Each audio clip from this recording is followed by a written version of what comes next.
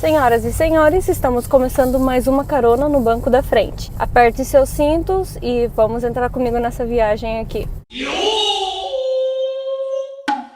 Então, galera, já que deu boa o último vídeo, né, vou continuar fazendo os vídeos assim, né, com assuntos aleatórios. E estamos entrando na melhor época do ano para mim, né, no caso, que é a primavera. Dia 20 desse mês vai entrar a primavera. Com isso, traz muitos problemas, principalmente no Japão, que é o tal do kafunsho, que é alergia a pólen. Até perguntei para uma japonesa no trabalho esses dias, por que só no Japão, né? Não sei se tem outros países, mas eu ouço falar muito aqui. Então ela comentou que o Japão é muito forte disso, porque tem muitas áreas concretas.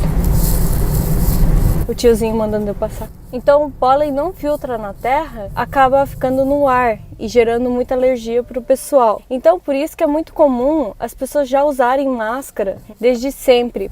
Fica aí que é minha vez. Então é muito comum o pessoal já usarem a máscara. Então não foi nenhuma coisa ruim para eles começarem a usar máscara por conta da pandemia, justamente por causa do kafunsho e da influenza. E eu já ouvi falar entre os brasileiros que vivem, ou estrangeiros, né, que vivem muito tempo aqui no Japão, acabam adquirindo essa alergia. Eu ainda não adquiri. Ô moleque, não vem assim correndo do nada, tá maluco? E os sintomas são bem graves, né, pra quem tem mais forte. Então é dor de cabeça, coriza.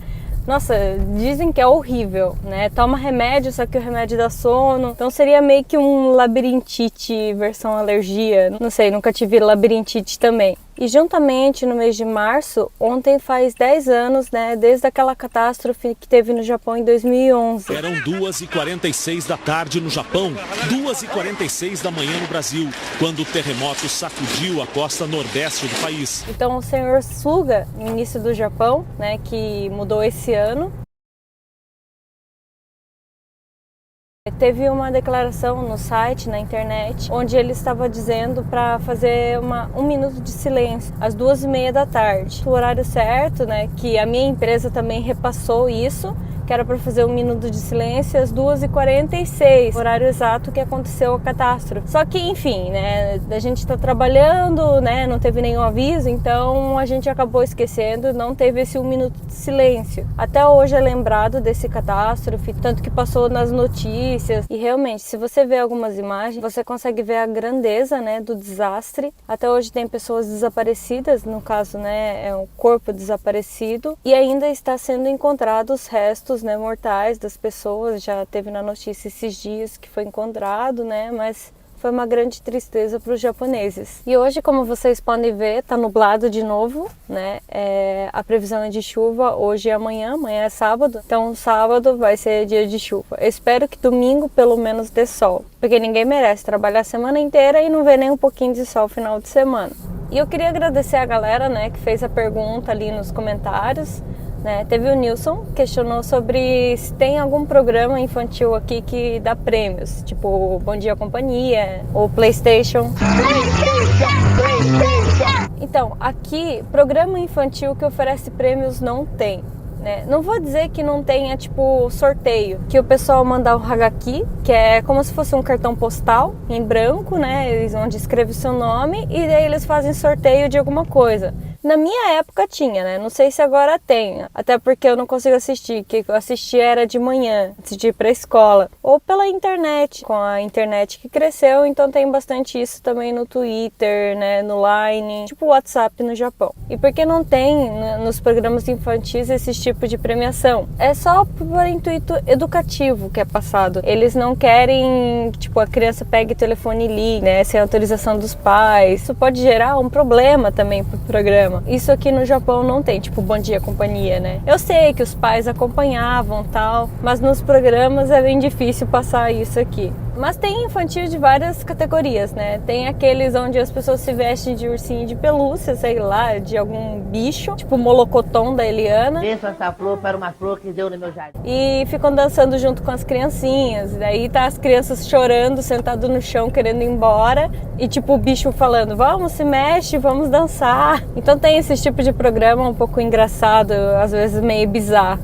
E falando do Line, que eu tinha comentado anteriormente, é um aplicativo muito utilizado aqui no Japão, muito. O ruim dele é que eu estou acostumado com o WhatsApp. Então, o WhatsApp é somente para receber mensagens e tem ali os stories que, ignoro totalmente.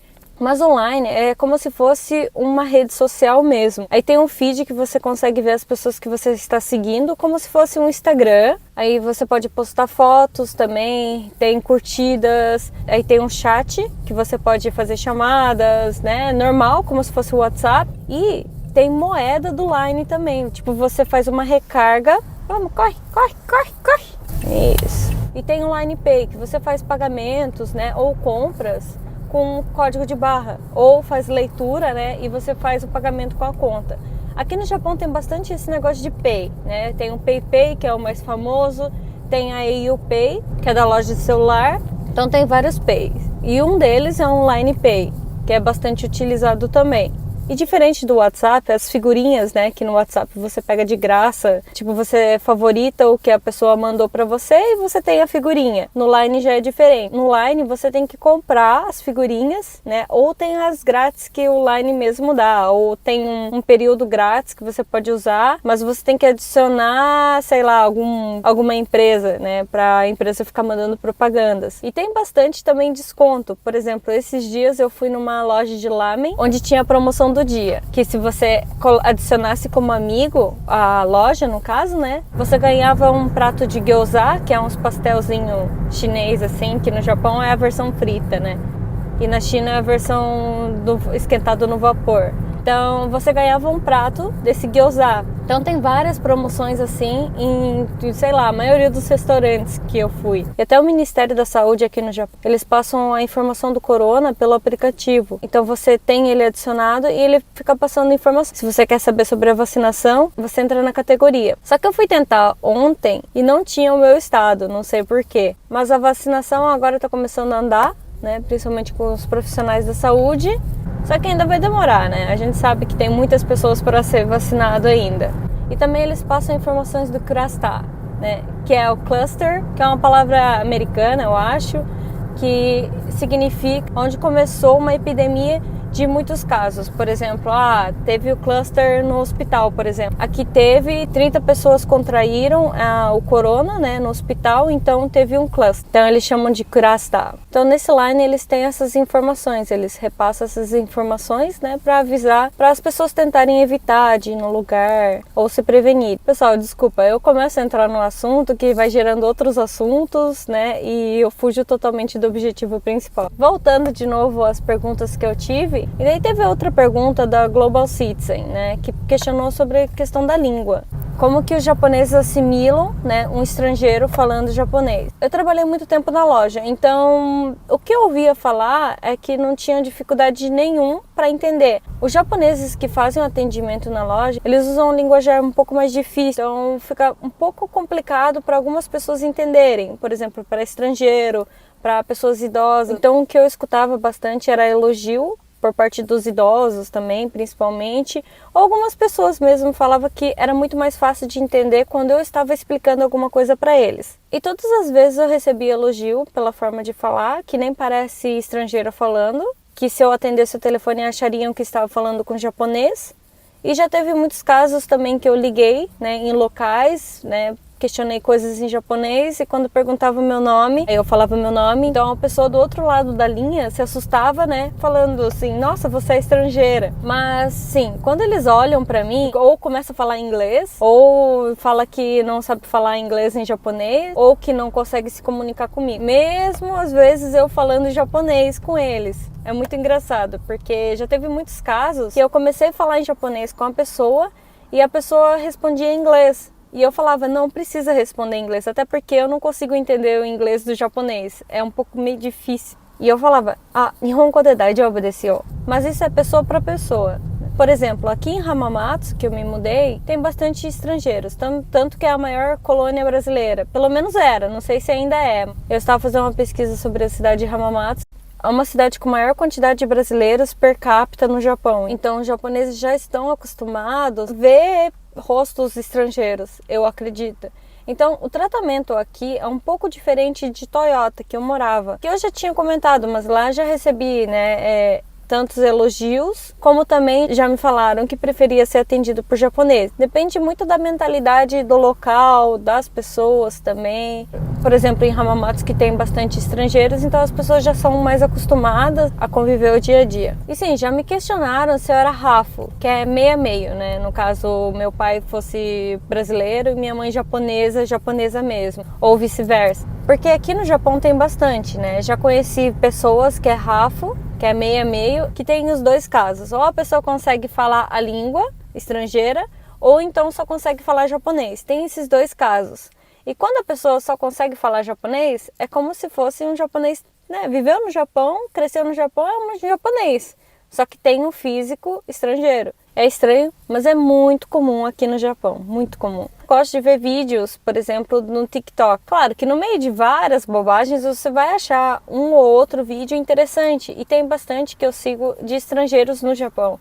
Então tem muitas pessoas que é Rafu lá e fazem vídeos. Até porque viraliza, né? Fala bem japonês e tem uma carinha estrangeira. Então os japonesados adoram. E falando um pouco mais sobre a língua, né, japonesa, apesar do Japão ser um país bem pequeno, tem muitos sotaques regionais, ou então gírias regionais. E o mais famoso aqui no Japão é o Kansai Ben, né, que é na região de Osaka. Eu particularmente gosto muito desse sotaque. Eles falam com entonação, então tipo tem altos e baixos na entonação da voz deles. Eu acho muito engraçado. E um japonês, por exemplo, que não está acostumado a ouvir e vai falar com um japonês que fala Kansai bem, tem dificuldades de se comunicar. Já ouvi japoneses falando que não conseguem entender o que a outra pessoa está falando. O sotaque ser muito impregnado assim nas falas. Então eles têm que prestar bastante atenção no que o outro japonês está falando para tentar entender. E como acontece no Brasil também com os sotaques regionais. E quem está acostumado a escutar o japonês consegue ver essas diferenças ao terminar a frase. Porque normalmente na forma formal termina com desu ou masu. Aí tem a forma informal, né, que é sem ser o desu e o masu. Mas tem outras formas de finalizar que não é comum escutar, então você já percebe que é outros tipos de sotaque. E o Japão é muito rico de cultura. Apesar de ser uma ilha pequena, cada lugar tem suas histórias, teve seus generais, seus castelos, suas histórias. Por exemplo, em Hamamatsu era onde o Tokugawa Ieyasu morou, né, ou viveu, não sei. Comparado aos outros, o castelo é bem pequeno aqui em Hamamatsu. O mascote inteiro aqui em Hamamatsu é um velhinho que é para representar o Ieyasu. E a saia dele é um piano em homenagem à cidade capital de instrumentos musicais. E isso é uma coisa que eu admiro muito no Japão. Eu gosto bastante de histórias. E para quem gosta disso, o Japão é um país que tem tudo isso a oferecer. E já estou chegando quase no meu trabalho, eu já vou me despedindo. Gostei bastante dos comentários, né? Continuem mandando sugestões, que daí tem mais assuntos para o vídeo. A princípio eu queria gravar uma vez por semana, mas também eu não posso garantir que vai ter toda semana, porque eu tenho que ter assuntos para falar e pode ser que não tenha assuntos para falar. Mas é isso, eu queria agradecer de coração vocês, tá bom? E o mesmo conselho, continue usando máscaras, ok? Eu espero que vocês tenham um bom final de semana e até o próximo vídeo. Tchau!